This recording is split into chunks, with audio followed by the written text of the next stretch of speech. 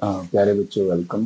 ये एक इस वीडियो में हम डिस्कस करेंगे एमसीक्यूज जो हैं 2025 के ही। ठीक है। और जो मैथ्स बेसिक का जो पेपर आया था उसके एमसीक्यूज हैं। तो आप सबका जो है इस वीडियो में स्वागत है। आप लाइक और सब्सक्राइब करें। ठीक है। पहले अपने मार्केटिंग कर देते हैं। तो अब हम जो है ना स्टार्ट करते हैं। फर्स्ट जो क्वेश्चन था वो था, if first term of an AP is a, ठीक है, and its common difference is b, then its tenth term. देखो, टेंथ टर्म का जो हमने जो नॉर्मली फार्मूला हम पढ़ते हैं वो क्या होता है। टेंथ टर्म का जो फार्मूला होता है वो होता है ए प्लस 9d। ऐसा होता है, ए प्लस 9d। ठीक है। अब ए क्या होता है? ए होता है इसमें फर्स्ट टर्म, और डी क्या होता है?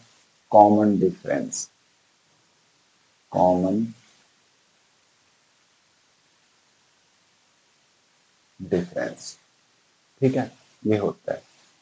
तो अब इस क्वेश्चन के अकॉर्डिंग देखें तो फर्स्ट टर्म उसने भी बोल दिया ए है, इसका मतलब यहाँ तो ए ही रहेगा।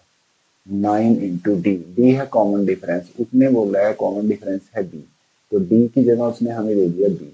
तो हमारा आंसर होने वाला है ए प्लस 9b, तो जो कि है सी। तो इसके बाद जो है नेक्स्ट क्वेश्चन है, if the point this is the midpoint of the line segment joining this and this point, तो हमारे पास एक लाइन सेगमेंट है, ऐसे करके एक लाइन सेगमेंट है। तो इसमें ये वाला जो पॉइंट है ये है, मान लीजिए k, 0, और दूसरे वाला जो पॉइंट है वो है 7, 3/2, और इसका जो मिड पॉइंट है, ठीक है, मिड पॉइंट उसने हमें दिया है 3, 3/4, और बोला है कि फाइंड द वैल्यू ऑफ के। तो देखिए, मिड पॉइंट फार्मूला क्या होता है कि अगर हम इसको x1 y1 कहें और इस पॉइंट को कहें कि x2 y2, और ये वाला हो जाए xy, तब हमारा मिड पॉइंट फार्मूला होता है x is equal to x1 plus x2/2, और सेम y के लिए होता है y1 प्लस y2/2, ऐसा होता है। तो हम पहले x के लिए लगाते हैं, उसी से काम बन जाएगा। तो x का वैल्यू देखो क्या है, 3 है। x का वैल्यू कितना है, देखो यहाँ 3। तो 3 इज इक्वल टू, फिर है x1, x1 का वैल्यू है देखो k, तो x1 की जगह आया k प्लस, और x2, x2 की जगह आया 7, तो ये बना। ठीक है।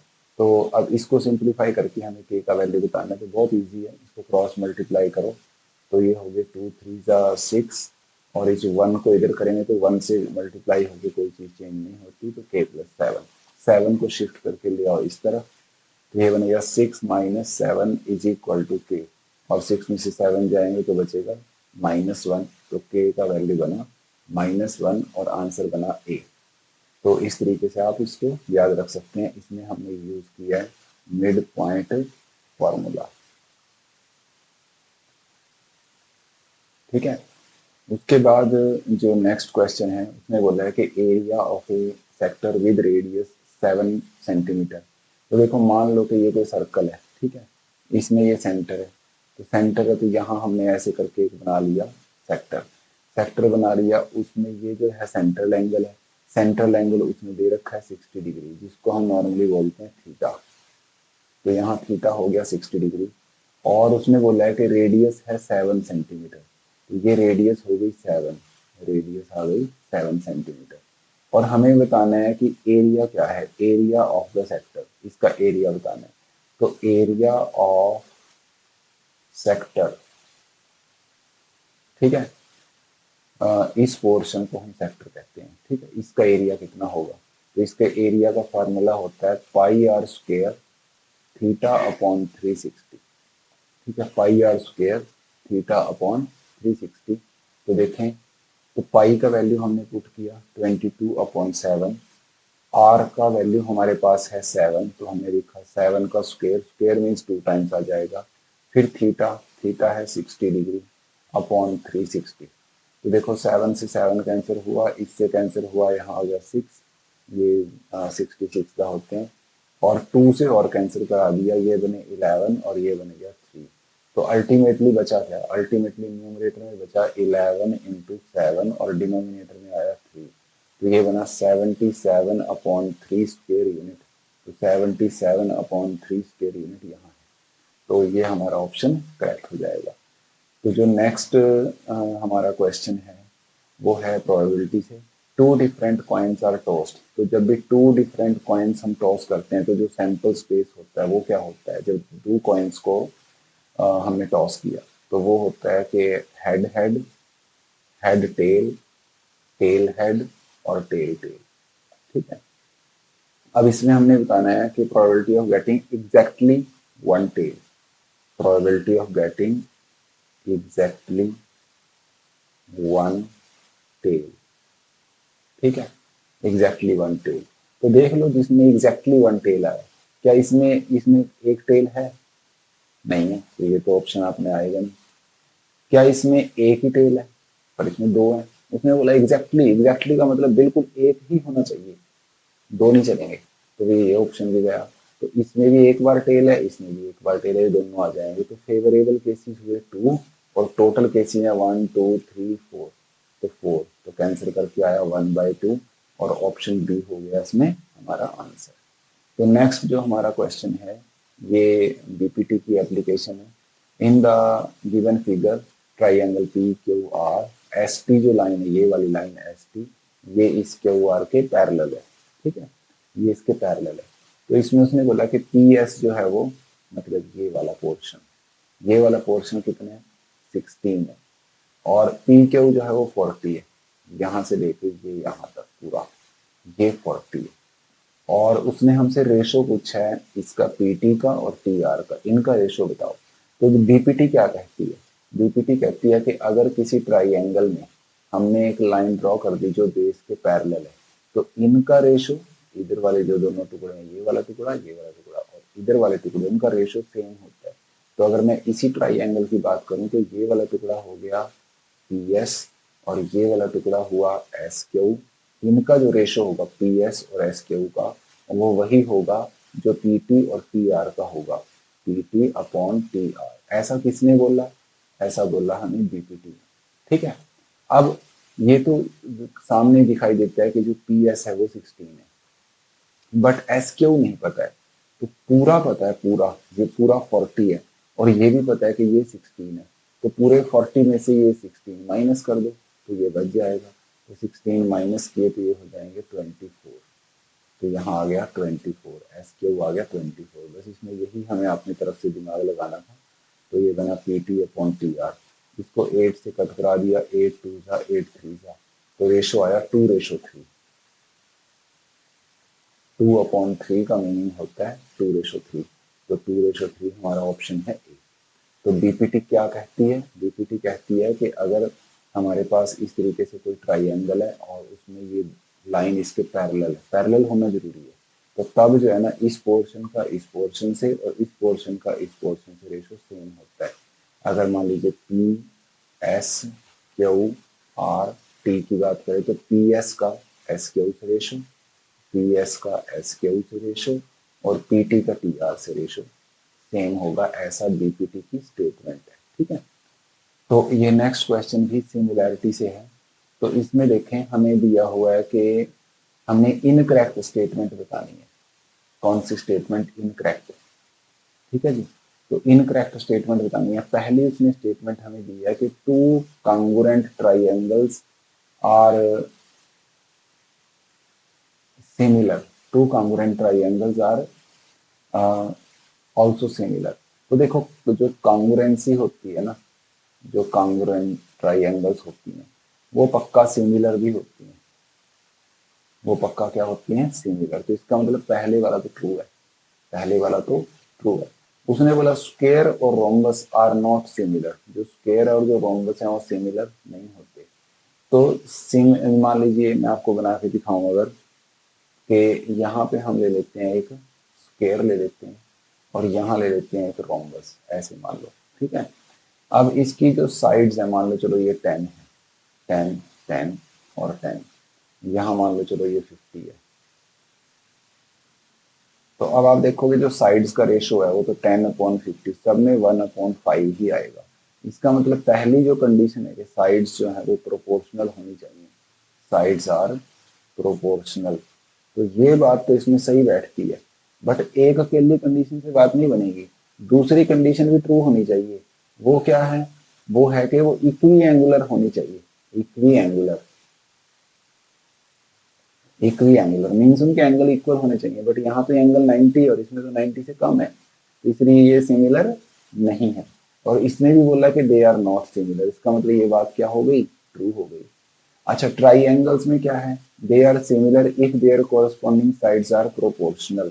ठीक है, तो ट्राइएंगल में सिमिलैरिटी के जो क्राइटेरिया है, ट्राइएंगल्स में जो सिमिलैरिटी का क्राइटेरिया है, सिमिलैरिटी, वो क्या क्या है? एक रूल है एस एस एस, एक है एस ए एस, और एक है हमारा ए ए। ठीक है, ऐसे ये क्राइटेरिया है। तो देखो उसने बोला है कि साइड्स आर प्रोपोर्शनल, तो ये क्राइटेरिया है, तो ये बात भी ट्रू हो गई। अगर हमारी जो ट्राइएंगल्स हैं उसमें साइड्स प्रोपोर्शनल हो जाएं तो वो ट्राइएंगल सिमिलर होगी। तो यही वाला फॉल्स है। क्यों फॉल्स है? उसने बोल दिया कि टू पॉलीगन्स आर सिमिलर, ये वर्ड पे ध्यान देना, इफ एंड ओनली इफ। ठीक है, if and only if their corresponding sides are in proportion. ये कहता है कि अगर उनकी साइड्स प्रोपोर्शन में है तो वो पक्का क्या हो जाएंगी? Similar. If and only if का मतलब होता है कि यही कंडीशन सफिशिएंट है, यही नेसेसरी भी है, यही सफिशिएंट है, इतना होना ही काफी है। बट अभी हमने ये एग्जांपल देखा है ये वाला, इसमें साइड्स तो क्या है? प्रोपोर्शन में है। इस साइड का इससे रेशो 1:5, इसका इससे रेशो 1:5, बट फिर भी ये सिमिलर नहीं है। क्यों नहीं है? क्योंकि इनके एंगल्स इक्वल नहीं है। तो सिमिलैरिटी की दोनों कंडीशन ट्रू होनी चाहिए। तो यहाँ पे इसमें यही गड़बड़ है, उसने सिर्फ साइड्स की बात की है। ठीक है, और कंडीशन क्या लगा दी कि if and only if. If and only if का मतलब बस इतना ही होगा तो वो सिमिलर हो जाएंगे, तो नहीं है ऐसी कंडीशन, एंगल भी सेम होने चाहिए। तो ये वाला हो गया हमारा फॉल्स। तो नेक्स्ट देखते हैं। उसने बोला है कि 1 - 10 स्क्वायर 45 है ना। तो हमें बस इसमें इतना ही ध्यान रखना है प्यारे बच्चों, कि जो tan 45 है उसकी वैल्यू होती है 1। ये वैल्यू टेबल हम सीखते हैं, वैल्यू टेबल में आता है। तो tan 45 की वैल्यू 1 है। जिस बच्चे को ध्यान आ गया तो वो कर सकता है 1 - 1 का स्क्वायर अपॉन 1 + 1 का स्क्वायर। tan 45 का वैल्यू 1 है, उसके ऊपर स्क्वायर लगा तो 1 का स्क्वायर। तो ये क्या बना देखो, 1 - 1 का स्क्वायर 1 होता है अपॉन 1 + 1। 1 में से 1 गया 0 और 1 + 1 2, और 0 के अपॉन में जब भी कुछ आएगा तो वो 0 होता है। ये आप एक नोट की तरह याद रखें कि 0 अपॉन समथिंग है ना, समथिंग भी वो नॉन जीरो ही होना चाहिए। 0 अपॉन एक्स तो होता है 0, और x अपॉन 0 होता है नॉट डिफाइंड, नॉट डिफाइंड, और 0 अपॉन 0 होता है इनडिटर्मिनेट, इनडिटर्मिनेट। ठीक है, तो ये हम याद रखेंगे। तो ये वाला यूज हुआ है कि 0 अपॉन समथिंग 0 आएगा, तो इसकी वैल्यू बन गई 0। अब यहाँ तो आंसर tan की फॉर्म में दिया, तो हमें tan की बाकी वैल्यूज भी पता होनी चाहिए। हमें पता होना चाहिए कि tan 30 का वैल्यू कितना है, तो tan 30 का वैल्यू है 1/√3। फिर हमें पता होना चाहिए tan 90 का वैल्यू कितना है। tan 90 का वैल्यू होता है नॉट डिफाइंड, जिसको इन्फिनिटी बोलते हैं। tan 60 का वैल्यू कितना है? tan 60 का वैल्यू है √3। तो इनमें से तो कोई नहीं है। फिर tan 0 का वैल्यू कितना है? वो है 0, और अपना भी आंसर है 0। इसका मतलब ऑप्शन डी इज करेक्ट। तो इसने इस क्वेश्चन में उसने आपकी जो है ना टेबल की जो नॉलेज है वो चेक कर लीजिए, tan की सारी वैल्यूज आपको पता होंगी तभी आप क्वेश्चन बना पाएंगे। तो नेक्स्ट क्वेश्चन है empirical relationship between three measures of central tendency. तो याद रखना ये मेजर्स ऑफ सेंट्रल टेंडेंसी क्या होते हैं? Measures of central tendency mean mode median होते हैं। उनके बीच में जो इंपिरिकल रिलेशनशिप है वो अपने को फॉर्मूला याद होना चाहिए। जो फॉर्मूला होता है वो होता है mode is equal to three median, -2 mean, ये है फॉर्मूला। बट यहाँ पे अगर आप देखोगे तो इसमें जो इस तरफ जो मोड वाला केस है वो एक ही है, बट उसमें 3 जो उसने मोड के साथ लगा रखा है, पर हमारा 3 तो मीडियन के साथ आएगा, तो ये ऑप्शन तो गलत है। और यहाँ पे उसने मीडियन के साथ लगा दिया 2, तो ये ऑप्शन भी गलत है क्योंकि मीडियन के साथ क्या होना चाहिए 3 और मीन के साथ क्या होगा 2। तो ये इनको ना इधर उधर शिफ्ट कर देते हैं, इस वजह से ये अलग अलग ऑप्शन है। तो यहाँ देखें दो केस हैं जिनमें 3 मीडियन आया हुआ है, तो बस फिर हम इसी से पता चल जाएगा। अभी देखो 3 मीडियन को यहीं रख लो और ये जो माइनस का 2 मीन है इसको उठा के ले जाओ इधर, तो ये बन जाएगा एक तरह से मॉड प्लस 2 मीन। तो अब आप देख लो ये कहाँ पे है, 3 मीडियन इन दोनों में है, तो मॉड प्लस 2 मीन इसमें है, मॉड प्लस 2 मीन, तो ये वाला हमारा आंसर हो गया। ये नहीं है क्योंकि इसमें माइनस दे रखा है, मॉड माइनस 2 मीन, तो ये गलत हो गया। तो ऑप्शन ए इज करेक्ट। तो यानी कहने का मतलब क्या है कि हमने जो ये फॉर्मूला ऐसे याद किया है ना कि mode is equal to 3 median minus 2 mean, ऐसे याद किया ना, तो इसमें से वो इनको शिफ्टिंग करके हमें वैल्यू बनाने को दे सकता है। जैसे इस क्वेश्चन में उसने इसको उठा के इधर ले लिया, तो बना लिया कि mode plus 2 mean is equal to 3 median. अब ऐसे पूछ लिया तो ये अपने को इधर उधर इनको ट्रांसपोजिशन बोलते हैं, वो करना हमें आना चाहिए। तो नेक्स्ट क्वेश्चन देखते हैं। इसने बोला a fair dice is thrown once, एक डाई को एक ही बार फेंका गया। तो जब एक बार फेंकते हैं किसी डाइस को तो जो हमारा सैंपल स्पेस है वो ये होता है, ठीक है, ये होते हैं टोटल केसेस। तो what is the probability of getting an even number, तो अपने पास कैसा नंबर आना चाहिए, इवन नंबर, इवन नंबर, और क्या है लेस देन 3, 3 से छोटा है, लेस देन 3, 3 से छोटा इवन नंबर। तो देखो इसमें इवन नंबर कौन कौन से हैं, इवन नंबर होता है जो 2 से डिवाइड हो जाता है, तो ये है, ये है, ये है। इनमें से आप देखोगे जो 3 से छोटा है वो तो सिर्फ ये एक ही है, तो इसका मतलब जो हमारा फेवरेबल केस है वो तो ओनली 1 है, और टोटल केस कितने हैं 6 हैं, तो आंसर आ गया 1/6, ये इसका आंसर बनेगा। नेक्स्ट हमारे पास है, ये भी प्रोबेबिलिटी से क्वेश्चन है, probability of happening an event is P, किसी इवेंट के होने के चांसेस, ठीक है, वो कितने हैं, उसने बोला पी है। और किसी इवेंट के नॉन हैपनिंग, नॉन हैपनिंग मतलब ई नॉट, ई नॉट उसके चांसेस हैं क्यू, ठीक है। तो इन दोनों में हमें एक रिलेशन पता है, हमें क्या पता है, हमें पता है कि पीई और पीई नॉट किसी इवेंट के होने और ना होने के टोटल जो चांस है वो 1 ही होते हैं। तो अगर हम देखें तो इसका वैल्यू उसने हमें क्या दे दिया, पी दे दिया, तो इसका वैल्यू पी दे दिया, तो ये बना पी, इसका वैल्यू दिया है क्यू इज इक्वल टू 1, तो ये रिलेशन बना है हमारा p plus q is equal to 1, तो वो यहाँ पे है, तो ऑप्शन सी इज करेक्ट, ठीक है। तो ई का मतलब है हैपनिंग, ठीक है, ई का मतलब हो गया हैपनिंग, किसी चीज के होने के चांसेस, और ई के ऊपर जब ये बार लग जाता है इस बार को बोलते हैं नॉट, ई नॉट, तो इसका मतलब होता है नॉन हैपनिंग, उसके नॉन हैपनिंग के चांसेस, ठीक है। तो ये चीज अगर हम ध्यान रखें तो क्वेश्चन बनेगा आराम से।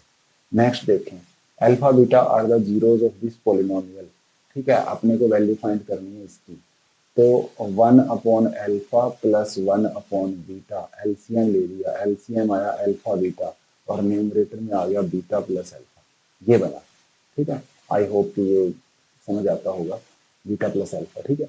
तो अपने को साफ साफ दिखाई दे रहा है कि बीटा प्लस अल्फा का मतलब होता है सम, सम ऑफ जीरोस, और अल्फा बीटा का मतलब होता है प्रोडक्ट ऑफ जीरोस, ठीक है। सम का फॉर्मूला है -b/a और प्रोडक्ट का फॉर्मूला है c/a, और ये तो फ्रैक्शन अपॉन दूसरा फ्रैक्शन, ये वो वाला केस आ गया, फ्रैक्शन अपॉन एक और फ्रैक्शन। तो फ्रैक्शन अपॉन फ्रैक्शन को हम कैसे हैंडल करते हैं, तो हम बोलते हैं कि -b/a मल्टीप्लाइड बाय इसका रेसिप्रोकल कर देते हैं, तो जब इसका रेसिप्रोकल करेंगे तो ये बन जाएगा a/c, तो ये इससे कैंसिल हो गया।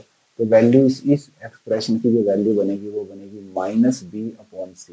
अब मैं इसमें b और c की वैल्यू उठाता हूँ, जो एक्स स्क्वायर के जो ये आगे होता है ये, इसको हम कहते हैं a, तो यहाँ से मेरे को पता चला कि a का जो वैल्यू है वो 2 है, और एक्स स्क्वायर और एक्स के बीच में ये विद साइन जो चीज होती है उसको बोलते हैं b, तो b का वैल्यू हमारा है 6, और x के पीछे ये जो होता है विद साइन इसको बोलते हैं c, तो c का वैल्यू है -6। अब इसमें वैल्यू पुट करो, तो ये माइनस तो यही वाला है, और आगे बी का वैल्यू लिखना है विच इज माइनस, मतलब विच इज 6, तो ये बन गया -6 अपॉन सी का वैल्यू विच इज -6, माइनस से माइनस गया और 6 से 6 गया, 1 आया, तो आंसर है हमारा बी।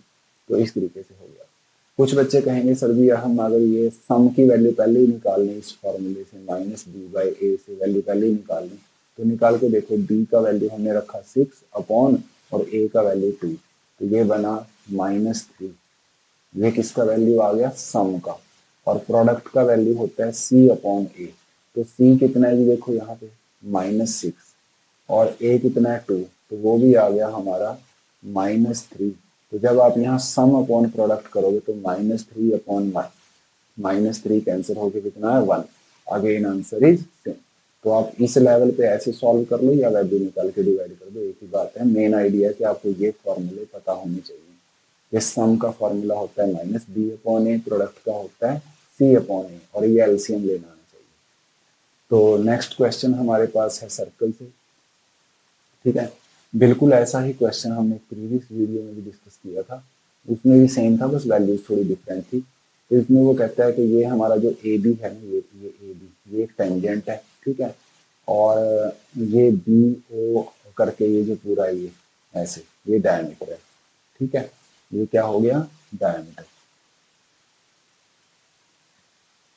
ओके, तो ये डायमीटर है। तो हमें एक चीज याद रखनी है बच्चे कि जब भी कोई सर्कल है, सर्कल के ऊपर कोई टेंजेंट है, ये टेंजेंट है, अगर हम सेंटर से कोई लाइन यहाँ ड्रॉ करते हैं पॉइंट ऑफ कॉन्टेक्ट पे, तो वो 90 डिग्री का एंगल बनाती है। तो इस हिसाब से ये जो एंगल बना ये 90 डिग्री बन गया। एक तो ये पॉइंट ध्यान रखना है। तो अब आप इस ट्राइंगल पे फोकस करो, ए बी ओ। मैं इसको दोबारा से बनाता हूँ ऐसे आपको समझाने के लिए, ए बी और ओ, इस ओ को एक्सटेंड कर देते हैं। ये एंगल 90 आ चुका है, ये एंगल 42 आ चुका है, और यहाँ उसने ऐसे करके लिखा है एक्स। तो देखो ये जो एंगल है, जो एक्स है, ये बाहर है। तो एक्सटीरियर एंगल प्रॉपर्टी क्या कहती है, एक्सटीरियर एंगल प्रॉपर्टी जो है ना ट्राइंगल की, वो कहती है कि ये जो बाहर वाला एंगल है ना, ये बाहर वाला एंगल, ये अंदर वाले इन दोनों एंगल के सम के इक्वल होता है। जो इंटीरियर रिमोट एंगल है इनके सम के इक्वल है। इसका मतलब ये जो x हो गया बाहर वाला angle, this is equal to sum of this angle and this angle, means 90 plus 42 which is 132। तो आंसर डी इज करेक्ट। इसको बोलते हैं एक्सटीरियर एंगल प्रॉपर्टी, ठीक है। आई होप समझ आ गया होगा। एक बार दोबारा बता देता हूँ, ये ट्राइंगल है, मान लो इसमें इस एंगल की बात है, तो इस अंदर जो है 3 एंगल है, ट्राइंगल के अंदर 3 एंगल है, एक ये वाला है, एक ये वाला है और एक ये वाला है। ये वाला जो एंगल है वो इसके पास ही है, तो इसको नहीं देखना। इससे दूर वाले एंगल, ये वाला और ये वाला, इनके सम कर, इनका सम करोगे तो इसके इक्वल आएगा। अगर ये मान लो एक्स है, ये वाई है, ये जेड है, तो एक्स जो है वो वाई और जेड के सम के इक्वल है। यही एक्सटीरियर एंगल प्रॉपर्टी होती है। इसी का यूज होकर यहाँ पे ये क्वेश्चन बने। तो नेक्स्ट हमारे पास है, फिर से सर्कल से है, और बहुत ही बेसिक कॉन्सेप्ट है। उसने बोला कि distance between two parallel tangents, एक टू ए सर्कल। हमारे पास एक सर्कल है, ये सर्कल है, ठीक है। इसके पैरेलल जो है ना, दो टेंजेंट है इसके, मान लो एक ये टेंजेंट हो गया, ठीक है, ऐसे कर देते हैं इसको, और एक और टेंजेंट हो गया यहाँ ऐसे। और इन दोनों टेंजेंट की खास बात क्या है, इनकी खास बात है कि ये दोनों टेंजेंट आपस में पैरेलल है, ऐसे पैरेलल। तो जब ये पैरेलल होते हैं तो इनके जो बीच वाली लाइन होती है ना ऐसे, ये डायमीटर ही होती है, ये पक्का समझ लो। इनको ज्वाइन करने वाली लाइन क्या होती है, डायमीटर। तो उसने बोला कि इस सर्कल की जो रेडियस है, रेडियस होती है सेंटर से लेके और यहाँ एंड पॉइंट तक का जो ये डिस्टेंस है, ये इतना डिस्टेंस, इसको रेडियस बोलते हैं। तो ये रेडियस है 3.5। तो वो कहता है कि इन दोनों पैरेलल टेंजेंट्स के बीच में, दोनों टेंजेंट्स के बीच में क्या फाइंड करो, डिस्टेंस। तो भैया डिस्टेंस तो ए से लेके बी तक हो गया ना, बट 3.5 तो ये इतना ही है। तो इधर वाला कितना है, ऑब्वियसली वो भी रेडियस है, वो भी 3.5 है। तो टोटल डिस्टेंस कितना बना, 3.5 प्लस 3.5 यानी कि 7। तो इसको ऐसे भी समझ सकते हैं कि डिस्टेंस जो डायमीटर होता है वो रेडियस का डबल होता है। जो डायमीटर होता है वो रेडियस का डबल होता है। जो ए बी है वो डायमीटर ही है। तो ट्वाइस ऑफ 3.5 मल्टीप्लाई करोगे तो 7.0 आ जाएगा, जिसका मतलब 7 ही होता है। तो आंसर डी इज करेक्ट। तो ये हम ध्यान रखेंगे कि पैरेलल जो टेंजेंट है उनके बीच में ये जो लाइन होती है ये डायमीटर होती है पक्का। इतना पता है तो ये क्वेश्चन हो जाएगा। फिर नेक्स्ट हमारे पास क्वेश्चन है क्वाड्रेटिक पॉलिनोमियल चैप्टर 2, ठीक है उससे। तो इसमें उसने क्या बोला कि which of the following is not, note ध्यान रखना, ग्राफ ऑफ क्वाड्रेटिक पॉलिनोमियल, इनमें से कौन सा है जो क्वाड्रेटिक पॉलिनोमियल का ग्राफ नहीं है। देखो क्वाड्रेटिक जो हमारी पॉलिनोमियल होती है वो ऐसी होती है a x square b x plus c, जिसमें कंडीशन होता है कि a not equal to zero, और जो ए बी सी हैं they are real numbers, they belong to R, R मतलब रियल नंबर, ये कंडीशन होती है। इसमें ए अगर हमारा जीरो से बड़ा हो तो ग्राफ ऐसा बनता है, अगर ए लेस देन जीरो है तो ग्राफ ऐसा बनता है। तो दो ही तरह के ग्राफ है, तो ध्यान से देखो, ये अपवर्ड है ऐसा है, ये वाला और ये वाला डाउनवर्ड है ऐसे हैं। इसका मतलब क्वाड्रेटिक का ये भी ग्राफ हो सकता है, ये भी हो सकता है, ये भी हो सकता है, बस ये नहीं हो सकता क्योंकि ये तो इस शेप, इसकी शेप इनसे डिफरेंट है। तो यही हमारा आंसर है, डी जो है that is not the graph of a quadratic polynomial, ये क्वाड्रेटिक पॉलिनोमियल का ग्राफ नहीं है, क्योंकि इसने 3 पॉइंट पे कट किया है, तो इसकी डिग्री कम से कम 3 तो होगी ही। It may be more than 3, but 3 तो मिनिमम है, ये क्यूबिक का है ग्राफ। तो यही हमारा इसमें आंसर हो जाएगा। तो नेक्स्ट हमारे पास क्वेश्चन है वो क्वाड्रेटिक इक्वेशन से है। देखें ध्यान से, बहुत अच्छा क्वेश्चन है। A x square plus a x plus c equal to zero and a not equal to zero, ठीक है।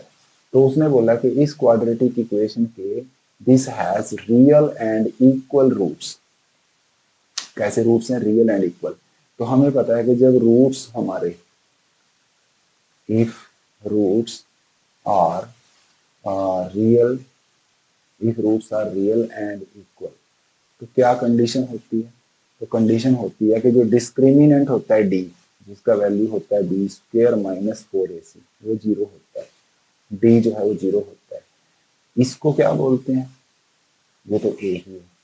जो एक्स में होता है इसकी वैल्यू ये बी होता है और ये सी। अब यही उसने यहाँ आप लोगों के सामने बोल, थोड़ा सा अपने वो काइंड ऑफ एक रखा है जिससे चकमा खा सकता है बच्चा, कि उसने जहाँ हमारी इक्वेशन में नॉर्मली आप देखोगे तो इस तरीके की इक्वेशन होती है a x square plus b x plus c, और उसने जानबूझ के बी की जगह क्या कर दिया? ए। बस आपने भी यही करना है कि बी की जगह ए पुट कर देना, 4a, और सी की जगह तो सी ही है, ठीक है। तो ये बना, तो अपने पास आया कि a square minus 4ac equal to zero, ऐसा आ गया। और उसने बोल दिया कि ए क्या है हमारा? नॉन जीरो नंबर है, तो उसको हम कॉमन लेके ऐसे ए माइनस 4c, ए कॉमन लिया, ए स्क्र में से ए गया तो ए बचा, 4ac में से ए गया तो 4c बचा, इक्वल टू जीरो। तो यहाँ से ये नॉन जीरो नंबर है तो इसको अपॉन में ला सकते हैं, तो बचा a minus 4c is equal to zero upon a. Zero upon a होता है जीरो, तो हमारे पास आया a minus 4c equal to zero और a is equal to 4c, ये बनेगी इक्वेशन। तो आप देखोगे कि इसमें 1 सेकेंड थोड़ा साफ करते हैं, ऑप्शन के ऊपर लिखा गया है ये, ठीक है। अब आप मिला के देखो कौन सा ऑप्शन मैच करता है। 4c इज इक्वल टू ए, तो ये तो यहाँ पे है हमारा, ए इज इक्वल टू 4c, तो हमारा ऑप्शन ए करेक्ट हो गया। तो कैच क्या था? कैच था कि बी जो हमारा फॉर्मूले में है बी, उसकी वैल्यू इस क्वेश्चन में ए है, बस इतना ध्यान रखना। यहाँ ए रखा, कॉमन लिया, ये वाला ए इधर अपॉन में चला गया, अपॉन में जाके जीरो हो गया, ए का वैल्यू 4c आ गया, इसको इधर शिफ्ट किया, माइनस का तो प्लस हो गया, तो इस तरीके से ये हो गया। तो नेक्स्ट हमारा जो क्वेश्चन है वो है एपी से। इसमें बोला कि पहली टर्म क्या है? √5। दूसरी टर्म क्या है? √20। तो √20 के ना फैक्टर कर लो भाई, 20 के हमने क्या कर दिए? फैक्टर करा दिए, 2 10 जा, 2 5 जा, और ये 5 1 जा, तो ये बने 2 इंटू 2 इंटू 5, ऐसे बने, और ये पेयर बन गया। तो हमें पता है कि पेयर में से एक मेंबर बाहर आ जाता है, ठीक है। तो ये बना 2√5। फिर हम आगे गए 45, 45 के भी फैक्टर करो, तो ये 3 से जाएगा, 3 से किया 15, फिर 3 से किया 5, और फिर 5 से किया 1, तो यहाँ बना ये 3 इंटू 3 इंटू 5, ये पेयर बन गया, इसमें से एक मेंबर बाहर आ गया, और ये अब आपको एपी ना थोड़ा ऐसे दिखेगी कि ये है 1√5, फिर है 2√5, फिर है 3√5। अपने को बताना है कि नेक्स्ट कौन आएगा, तो अब आप कॉमन सेंस से सोच सकते हो 1√5 फिर 2√5 फिर 3√5 तो आगे आएगा 4√5। एक तो ये तरीका है, ठीक है, कि हमने ऐसे आइडिया लगा लिया।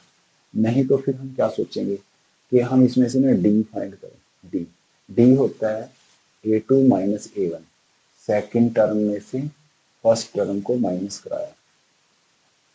तो 2√5 से 1√5 जाएगा तो क्या बनेगा 1√5 बचेगा। ये ऐसे समझो कि ये 2 रुपीज है 1 रुपी है, 2 रुपी में से 1 रुपी गया तो 1 रुपी बचा। अब नेक्स्ट टर्म फाइंड करने के लिए इसमें ये डी ऐड करा दो। ये डी ऐड करा दिया हमने इसमें 3√5 के पहले से, उसमें डी ऐड कराया √5, तो 3 ये है 1 ये है, ये हो गया 4√5। तो ये हमारा आंसर है। तो हमारा आंसर बन जाएगा बी। उसके बाद नेक्स्ट क्वेश्चन है solution of the pair of linear equation this is. हमने बताना है कि इनमें से कौन सा जो है इनका सॉल्यूशन है। अब एक ऑप्शन पे है कि आप क्या करो, एलिमिनेशन मेथड लगा के इनको सॉल्व कर लो, ठीक है। एलिमिनेशन मेथड लगा के आप इसको सॉल्व कर दें और आपको आंसर मिल जाएगा, कोई इसमें दिक्कत नहीं है। एक ऑप्शन है कि आप ये जो ऑप्शन है ना इसमें पुट कर करके देख लो, इनमें पुट करके देखो। जैसे मान लो मैंने पहला ऑप्शन लिया, इसमें पुट किया पहली इक्वेशन में 3 इंटू एक्स का वैल्यू रखा मैंने -3 प्लस 4 इंटू वाई का वैल्यू रखा 1, एक्स की जगह -3 क्योंकि देखो -3 दिया, वाई का वैल्यू 1 इज इक्वल टू 5 आना चाहिए। तो मैंने चेक किया 3 3 का ये आया -9 प्लस 4, -9 प्लस 4 तो -5 आता है, 5 तो नहीं आता। इसका मतलब ये तो सोल्यूशन नहीं है, क्योंकि जो सॉल्यूशन होगा वो इसको भी सेटिस्फाई करेगा, इसको भी करेगा। अब हमने एक में चेक किया, जब इसी को सेटिस्फाई नहीं कर रहा तो वो सॉल्यूशन नहीं हो सकता। तो पहला तो गया। अब दूसरे ऑप्शन में हमने क्या किया, दूसरा पुट करके देखा। तो जब दूसरा पुट किया एक्स का वैल्यू 3 डाल दिया इसमें और वाई का वैल्यू 1, तो देखो 3 3 का 9 और ये 4 1 का 4। अब 9 में 4 प्लस करके 5 थोड़ी ना आता है, तो ये भी बात गलत हो गई, ये भी ऑप्शन नहीं है। फिर हमने ये वाला ट्राई किया, इसमें बस y का वैल्यू -1 है, x तो 3 है, y -1 है, मतलब यहाँ माइनस करना है। अब जैसे यहाँ माइनस किया तो 4 को इससे करेंगे तो ये माइनस हो जाएगा, ठीक है। और 9 में से 4 जाके 5 आता है, ये ट्रू है। इसका मतलब इस सॉल्यूशन ने पहली इक्वेशन को सेटिस्फाई करा दिया। अब हम इसमें दूसरी में भी ट्राई करेंगे इसको। दूसरी है 4 इंटू एक्स का वैल्यू 3 इंटू वाई का वैल्यू इज इक्वल टू 9। तो करो ट्राई। एक्स का वैल्यू हमने रखा 3 और ये -1, तो 4 3 का 12 और ये 3 1 का 3 और प्लस माइनस माइनस, तो 12 से 3 जाके 9 आता है, मतलब ये दूसरे को सेटिस्फाई करता है। यही हमारा करेक्ट आंसर है। अब इसको चेक करने की जरूरत नहीं है, पर करोगे तो ये सेटिस्फाई नहीं करेगा, क्योंकि ये भी वे आउट है। अब मैं just for sake of satisfaction जिन बच्चों को एलिमिनेशन से करना है उनके लिए एक बार करके दिखा देता हूँ। जैसे हमें इक्वेशन दी है, मान लीजिए हमें दिया हुआ है ये 3x, जिनको आता है वो स्किप करके आगे निकल जाएं, जो बच्चे देखना चाहते हैं वो देखें। 3x plus 4y is equal to 5 और 4x plus 3y is equal to 9। तो मैंने इस फर्स्ट इक्वेशन को सेकंड इक्वेशन में जो x के आगे है उसके x के कोफिशिएंट से यहाँ मल्टीप्लाई करा दिया 4 से, और इसमें जो x का कोफिशिएंट है उससे सेकंड इक्वेशन को मल्टीप्लाई करा दिया। मल्टीप्लाई कराने के बाद फर्स्ट इक्वेशन क्या बनेगी, देखो 4 से मल्टीप्लाई कराऊंगा तो बनेगा 12, इसको 4 से कराऊंगा तो बनेगा 16 और इसको 4 से कराऊंगा तो बनेगा 20। 3 से कराया 3 4 का 12, 3 3 का 9 और 3 9 का 27। ऐसे किया, साइन चेंज किए माइनस कराने के लिए, ये वाला कैंसिल हो गया। प्लस के 16 है माइनस के 9 तो 7y बचे। यहाँ प्लस के 20 है माइनस के 27, तो माइनस वाली सेना में बहुत ज़्यादा लोग हैं, तो माइनस का ही नंबर बचेगा, बचेंगे 7। तो यहाँ से y का वैल्यू मैं यहाँ लिख देता हूँ -7/7, ये वाला 7 अपॉन में चला जाएगा, तो कैंसिल करके आ गया 1। y का वैल्यू बना -1। तो इतना देखते मैं बोल सकता हूँ कि भाई y का वैल्यू -1 है, तो a और b तो ऑप्शन नहीं है, a और b तो ऑप्शन नहीं है। y का वैल्यू किसी एक इक्वेशन में पुट करा दो, मतलब पहले में कराया, तो इक्वेशन 1 में हमने y का वैल्यू -1 रखा, तो ये बना 3x प्लस 4 इंटू वाई का वैल्यू -1 इज इक्वल टू 5। तो 3x minus 4 is equal to 5, 3x is equal to -4 को इधर शिफ्ट करो, 5 प्लस 4, तो ये बना यहाँ ऊपर लिख देता हूँ, ये बना, इसके बाद यहाँ लिख रहा हूँ, ये बना 3x इज इक्वल टू 9 और x इज इक्वल टू 9/3, मतलब 3 x का वैल्यू 3 आ गया। तो इन दो में से ही कोई एक ऑप्शन था, y की वैल्यू -1 दोनों में है, और x का वैल्यू 3 आया, तो अब यहाँ क्लियर है क्योंकि यहाँ पे -3 है, तो ये तो हो नहीं सकता, तो यही आंसर है। तो इस चीज को देखेंगे। तो अब आपने देखा कि हम अगर एलिमिनेशन मेथड से करते हैं तो थोड़ा टाइम लगता है, आंसर तो आ जाता है। तो अगर आप वैल्यू पुट करके करेंगे तो शायद थोड़ा कुछ टाइम बच सकता है, तो वो भी है एक ऑप्शन। नेक्स्ट हमारे पास ये क्वेश्चन है ट्रिग्नोमेट्री से, वैल्यूज हमें याद होनी चाहिए। तो अब देखिए, जैसे मान लीजिए इसमें हमें दिया है एक्स, सबसे पहले ये एक्स है, फिर है tan45, उसका वैल्यू 1 होता है, ठीक है। फिर है cos60, उसका वैल्यू होता है 1/2, इज इक्वल टू, ये बीच में इक्वल है, फिर √3, फिर है sin60, उसका वैल्यू है √3/2, ठीक है। और फिर है cot60 का वैल्यू है 1/√3, ठीक है, 1/√3, ऐसे बना। ये सारी वैल्यूज मैंने पुट कर दी। तो अब देखो तो ये क्या बना, इस साइड में तो अपने पास आ गया x/2, x को 1 से मल्टीप्लाई करेंगे, x/2, इस तरफ में ये √3 से √3 कैंसिल हो गया, तो बना √3/2, और ये 2 से 2 कैंसिल हो गया, चाहे तो ऐसे ही कर दो, अगर समझ है नहीं पता तो कोई बात नहीं, इस 2 को इधर शिफ्ट करोगे तो ये अपॉन वाला 2 जब उधर जाएगा तो मल्टीप्लाई हो जाएगा और तब कैंसिल हो जाएगा। तो यहाँ कर सकते हैं, यहाँ भी कर सकते हैं ऐसे। तो x का वैल्यू आया √3 और ये हमारा आंसर। तो ये वैल्यू टेबल बेस्ड क्वेश्चन है, ठीक है। तो वैल्यूज पुट की और आंसर आ गया। तो नेक्स्ट पे चलते हैं। ये असर्शन रीजनिंग टाइप हमारे क्वेश्चन आ गए। इसमें है area of A sector of a circle with radius r and angle theta is, हमने एरिया ऑफ सेक्टर का फॉर्मूला लिखना है, एरिया ऑफ सेक्टर, तो उसका फॉर्मूला होता है πr² θ/360। तो अब आप देखो, इसने πr² की जगह क्या लिख दिया, 2πr, इसका मतलब ये होगा गलत, ये है फॉल्स, ठीक है। तो एजर्शन क्या होगी, फॉल्स। और रीजन में क्या बोला उसने, वो कहते हैं area of segment is equal to है area of sector minus area of triangle. तो ये मैं थोड़ा समझा देता हूँ। जैसे मान लो ये हमने बनाया सेक्टर, इस पूरे को ना सेक्टर कहते हैं, सारा जो ये है पूरा, इसको सेक्टर कहते हैं।